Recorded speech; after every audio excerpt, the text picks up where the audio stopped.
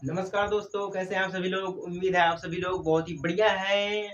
आप लोगों ने जो हमें इतना प्यार और सपोर्ट दिखाया उसके लिए भैया दिल से धन्यवाद। और जिन लोगों ने चैनल को अभी तक सब्सक्राइब नहीं किया है वो लोग कर लीजिएगा, ठीक ना। और ध्यान से पढ़िएगा। आज हम शुरू करने वाले हैं जो हमारा क्लास 12 का डिफरेंशियल इक्वेशन का हमारा पॉइंट है। एक पॉइंट हम समझ चुके हैं, बेसिक कॉन्सेप्ट, आधारभूत संकल्पनाएं, ये चीज हम समझ चुके हैं।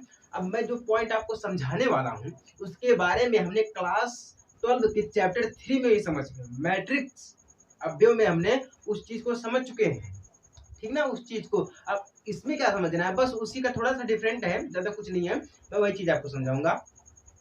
इसमें हम समझेंगे डिफरेंशियल ऑर्डर, यानी कि order of A differential equation, जिसका नाम है हमारा अवकल समीकरण की कोटि। अवकल समीकरण की कोटि क्या होती है, क्यों है, ये कैसे है, चलिए हम आपको लेके चलते हैं इसी क्लास के चैप्टर 3 में लेके चलते हैं। मैं थोड़ा सा आपको समझा देता हूँ हमारा कोटि क्या होता है, उसके बाद मैं आपको आऊंगा इसके ऊपर, मतलब इसमें कोटि कैसे होती है। तो चलिए हम स्टार्ट करते हैं। स्टार्ट करने से पहले जो हमारा पॉइंट है उसकी तरफ हम बढ़ते हैं और समझते हैं और आपको भी हम समझाते हैं, ठीक ना। चलिए ठीक है। मैं सबसे पहले बात करूंगा कोड की। आप ज्योमेट्रिक, आप देखिए चैप्टर 3 में, चैप्टर चैप्टर 3 में आपको मैंने समझाया था कोट। कोट बोले तो जिसका नाम है ऑर्डर, ठीक ना। देखिए ऑर्डर को समझने के लिए हमें क्या समझना पड़ता है, हमें समझना पड़ता है कॉलम्स एंड रो। क्या समझना पड़ता है, कॉलम्स एंड रो। जिसका नाम है कॉलम यानी कि स्तंभ, रो यानी कि पंक्ति। दो चीज हमें स्तंभ और पंक्ति को समझना पड़ता है अच्छी तरीके से, ठीक ना। अब देखिए ऑर्डर यानी कि जो हमारा कॉलम होता है, सॉरी कोटि होता है हमारा कॉलम, उसको हम समझते हैं एम गुणे एन, एम मल्टीप्लाई एन। अब ये एम मल्टीप्लाई एन क्या है, इसको समझने के लिए हमें कॉलम को समझना पड़ेगा एंड रो को समझना पड़ेगा। ये क्या है, कैसे है, ये हमारा कब सम होता है कब विषम होता है, मतलब हमने आपको बिल्कुल बेसिक तरीके से चैप्टर 3 में आपको हमने समझा दिए थे। मैट्रिक्स में यानी कि अवयव में हमने आपको बिल्कुल बेसिक तरीके से, ठीक है। अब उसमें से जो बच गया था मैंने आपको क्लास 12 के इसी क्लास में चैप्टर 4 में हमने आपको समझाया था, ठीक है। 4 में भी हमने आपको अच्छी तरीके से समझा दिया था। अब इसमें हमें यही चीज समझना है, हमारा कॉलम क्या होता है, रो क्या होता है। मैं आपको एक बार थोड़ा सा समझा देता हूँ।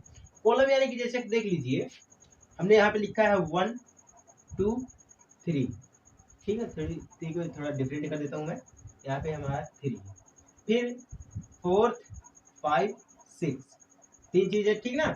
ये हमने इसको पैक कर दिया इसके अंदर, ब्रैकेट के अंदर। अब देखिए कॉलम हमारा क्या होता है, कॉलम ध्यान दीजिएगा। कॉलम हमारा जो होता है खड़ा खड़ा, यानी कि ये जो हमारा स्तंभ है, कॉलम इसी को कहते हैं।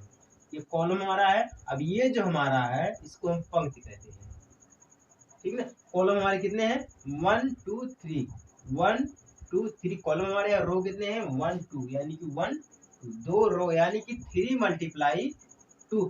इसी को हम कहते हैं एम गुणे एन। ये हमारा है एम गुणे एन। समझ में आया कि नहीं आया आप लोगों को। अब हम इसको पलट भी सकते हैं। अब देखिए यहाँ पे देखिए 1 और 4 दिया है, तो 1 और 4 लिख सकते हैं।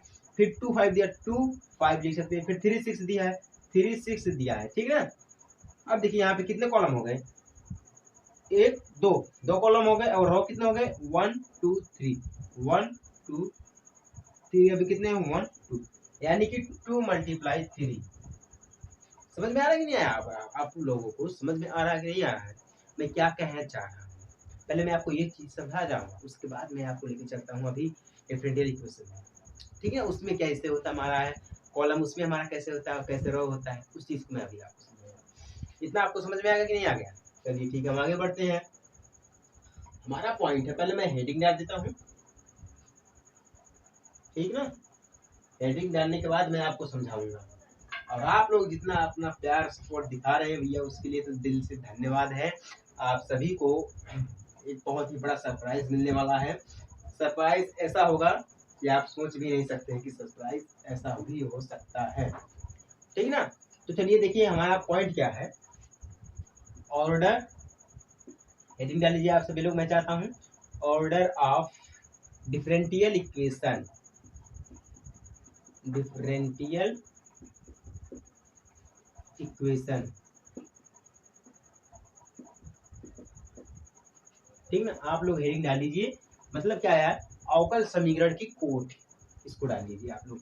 अवकल समीकरण को हम समझते कैसे, इसको हम परिभाषित कैसे करते हैं, मैं एक चीज मैं आपको समझा रहा हूँ, उसके बाद मैं आपको कुछ पॉइंट एग्जांपल आपको दूंगा, फिर समझिएगा, ठीक ना। देखिए, किसी अवकल समीकरण की कोटि उस अवकल समीकरण में सम्मिलित स्वतंत्र चर के सापेक्ष आश्रित के उच्चतम कोटि के अवकलज की कोटि द्वारा परिभाषित होती है। कौन सी कोटि द्वारा? उच्चतम कोटि की अवकलज द्वारा परिभाषित होती है। क्या हमारी है? Order of differential equation. उच्चतम यानी कि अधिकतम जिसे बोलते हैं हम, उच्चतम यानी कि maximum, minimum, maximum. Maximum minimum भी हमने आपको अच्छी तरीके से समझाया है। किसमें समझाया है?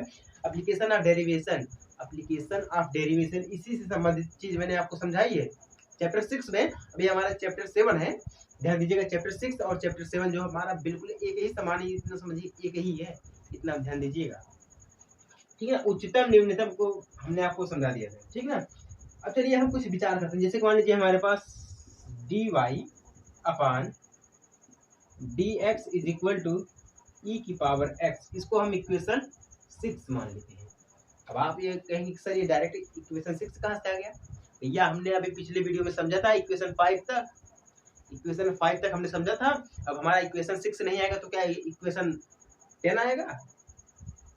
बारी बारी से समझिएगा, पॉइंट पॉइंट हमारा है। आप बुक उठा के देख लीजिएगा, जो भी मैं समझाता हूँ बिल्कुल पॉइंट और बिल्कुल बेसिक है, ठीक ना। अब एक मान लीजिए और हमारे पास है equation D square Y upon D x square plus Y is equal to 0। Equation 7, equation 7 हमारा 7वां इक्वेशन, ध्यान दीजिएगा 7वां इक्वेशन है। हम इक्वेशन ऐसे ही समझेंगे, एक से लेकर लास्ट तक जितने भी वीडियो रहेंगे सभी में इक्वेशन ऐसा ही हमारा रहेगा। यहाँ तक 7 तक है, अभी 8 तक जाएगा, उसके बाद फिर अगले वीडियो में आपको 9, 10 ऐसे करके आपको आगे बढ़ता रहेगा, ठीक है ना। अभी एक और इक्वेशन हमारा लास्ट वाला है, दिख रहा है कि नहीं आप सभी लोगों को? ठीक है, दिख रहा है। D cube y upon D x cube plus x square, ठीक ना। D square Y upon D x square पूरे का cube is equal to 0। Equation हमारा 8वां इक्वेशन है।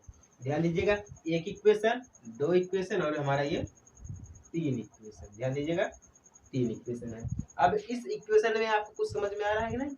हमें क्या समझाना है आपको? ऑर्डर ऑफ डिफरेंशियल इक्वेशन, मतलब ये हो सकता है कि नहीं, इसमें क्या है, इन तीनों में आप देखिए कोई आपको ऑर्डर दिख रहा है, यानी कि कोई इसमें कोड दिख रही है कि नहीं दिख रही है?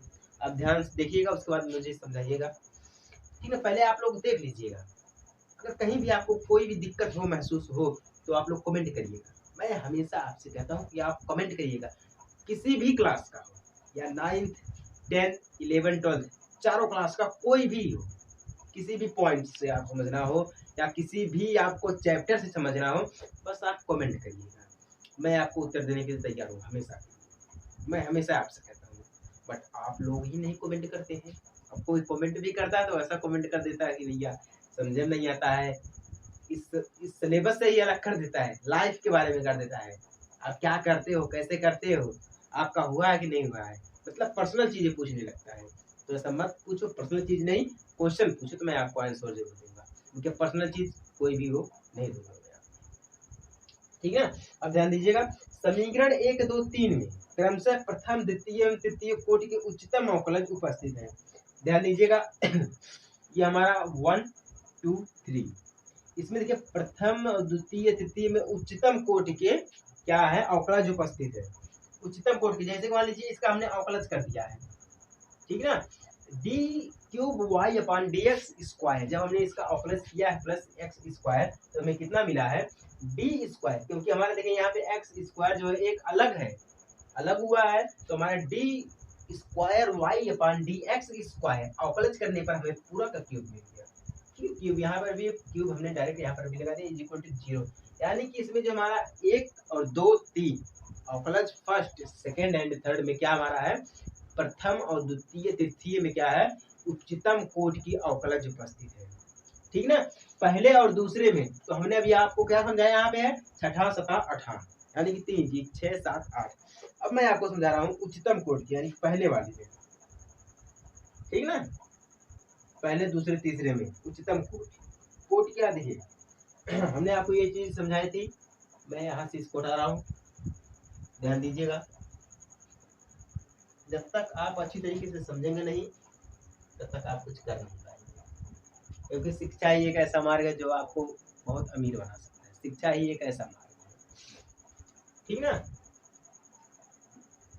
D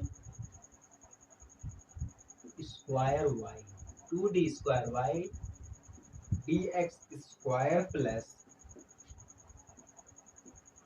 D y upon D x पूरे का स्क्वायर इज इक्वल टू 0। ठीक ना, ये हमारा फोर्थ था, चौथा वाला था हमारा, ये हमारा चौथा था। ध्यान दीजिएगा, ये कब का है, ये कल वाले वीडियो का है, जो कल हमने आपको समझाए थे उस कल वाले में कि मैं आपको समझा रहा हूँ, क्योंकि हमारा पहला दूसरा तीसरा था ना, पहला दूसरा तीसरा, तो उसी में से हमने आपको समझा रहे हैं, ये चौथा हमारा है, इसमें भी नहीं है। पहला दूसरा तीसरा क्या था मैं आपको समझा रहा हूँ। देखिए पहला, यहाँ से मैं इसको हटा रहा हूँ ताकि कोई दिक्कत ना हो आपको समझने में, ठीक है। पहला वाला हमारा देखिए था X square minus 3x plus 3 is equal to 0, ये हमारा पहला था, ठीक ना। दूसरा था हमारा sine X plus cos X is equal to 0, ये हमारा दूसरा था। अब हमारा तीसरा क्या था, x plus Y is equal to 7, ये हमारा था तीसरा। तो पहले दूसरे तीसरे में हमारा क्या है, अवकलज उपस्थित, इसमें उच्चतम अवकलज उपस्थित है, ठीक है। तो इसी को हम कहते हैं क्या, हमारा है differential equation, order of A differential equation. अब समझ में आया कि नहीं आया, ठीक ना। इस चैप्टर में भी है जो हम अच्छी तरीके से समझे हैं, डिग्री को हमने समझा है। सबसे पहली बात मैं आपको समझा रहा हूँ कि हमने जो पिछली वीडियो में समझा था, ठीक ना, वही ये चीज है। और पिछले चैप्टर में जो हमने समझा था एप्लीकेशन ऑफ डेरिवेटिव में, उसमें क्या था, डिग्री था, एंगल था, ठीक है, रेडियन था, अब ये प्रांत था, ये सभी चीज थे। अब ये वो जो सभी चीज है वो इस चैप्टर में भी है, इस चैप्टर में भी समझना हमें है। क्योंकि देखिए अगर जड़ मजबूत है तो ऊपर का हिस्सा तो अपने आप ही मजबूत हो जाएगा, उसमें कहने वाली बात नहीं है। तो पहले आप जड़ मजबूत करिए, यानी कि कहने का मतलब ये, अगर आप पहले से पढ़ रहे हैं, अगर आपने क्लास 11 आपको बढ़िया से समझ में आ रहा है, तो आपको क्लास 12 जो बहुत इजी है, उसमें ज़्यादा कुछ करना है। सबसे कठिन हमारा क्या यही है, क्लास 11 है। अब क्लास 11 को लोग हल्के में ले लेते हैं। तो उम्मीद है आपको जरूर समझ में आ गया होगा ये चीज़ें, ठीक ना। मिलते हैं आपसे अगले वीडियो में डिग्री को लेकर, ठीक ना। तब तक के लिए जय हिंद, वंदे मातरम।